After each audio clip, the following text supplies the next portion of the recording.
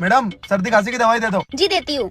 अबे भाई यहाँ क्या कर रहा है? कुछ नहीं भाई, सर्दी खांसी हो गई थी तो दवाई लेने आया हूँ। दवाई लेने आया है? क्यों रे, तूने डॉक्टर को दिखाया? नहीं भाई। अबे तू पागल है क्या? अपनी जिंदगी के साथ खिलवाड़ कर रहा है। पहले डॉक्टर को दिखवा के उनसे दवाई ले। इनने कोई गलत दवाई दी और बॉडी में इन्फेक्शन हो गया तो चल चल। एक्सक्यूज मी डॉक्टर, इसको सर्दी खांसी हो रही है, जरा चेक करना। ठीक है, बैठाओ इसको यहाँ पे।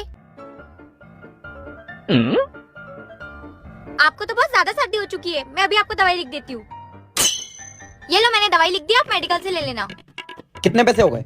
1000 रुपए। 1000 रुपए दो। चलो।